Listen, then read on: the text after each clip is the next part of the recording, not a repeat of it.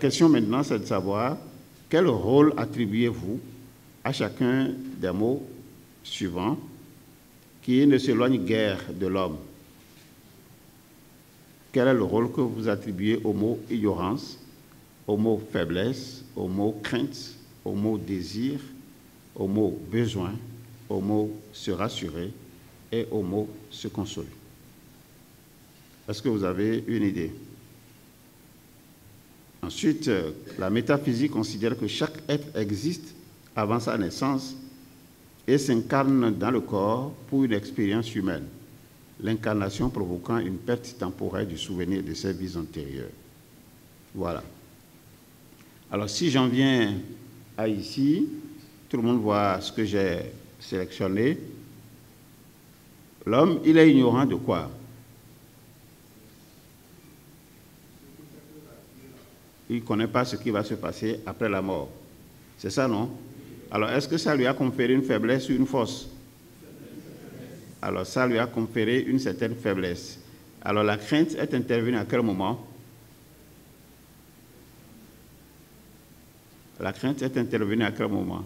Dès lors qu'il ne sait pas ce qui va se passer après sa mort, est-ce que c'est la peur ou il n'aura pas peur? La peur, c'est la crainte, non? Donc, finalement, ce qui va se passer après sa vie, c'est la mort. Donc, il nourrit alors une peur, une crainte de la mort. Et le désir va s'installer à quel moment? Le désir de se protéger et le désir de se conserver. Alors, le besoin, finalement, pour se protéger, il a besoin de faire quoi? Il faut créer un Dieu. Et maintenant, pour se conserver, il faut faire quoi? Il faut créer le paradis, non? Oui, voilà le sens.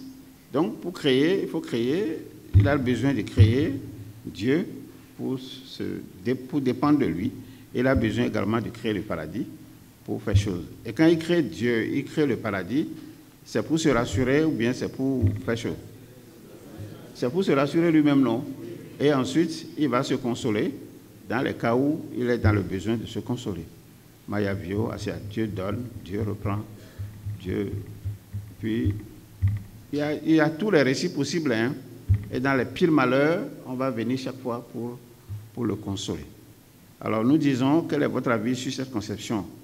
La métaphysique considère que chaque être existe avant sa naissance et s'incarne dans le corps pour une expérience humaine. Au vu de tout ce que nous avons dit jusque-là. Quel est votre avis? C'est faux ou c'est vrai? Alors, comment vous pouvez traduire, comment on peut expliquer ça? Que chaque être existe avant la naissance, avant sa naissance. Comment on peut démontrer ça?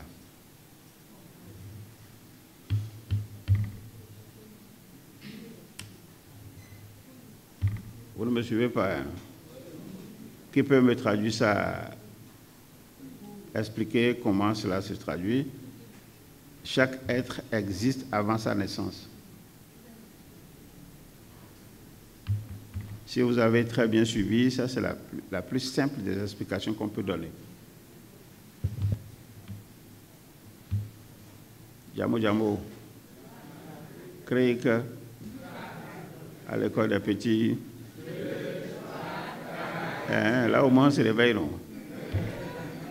Alors nous avons déjà dit, même si l'individu, l'homme, il meurt, et qu'on jette même la dépouille dans le trou là, est-ce que c'est la fin du jeu?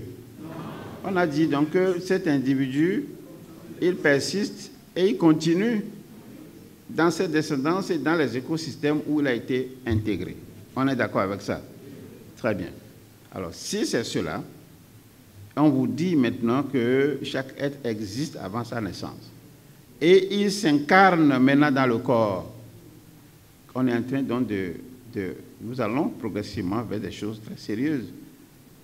Ça veut dire que ce patrimoine, est-ce que c'est perdu à jamais? Ça veut dire que ça peut revenir toujours sous une forme nouvelle. Et quand nous nous retournons maintenant vers Lavoisier, lui, il a été clair, il a dit, rien ne se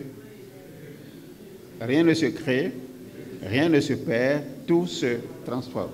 Donc, si nous considérons que le patrimoine est là, et qu'il persiste, il évolue, à un moment donné, ça peut encore s'incarner dans un autre corps pour revenir ici sur cette terre pour une autre expérience.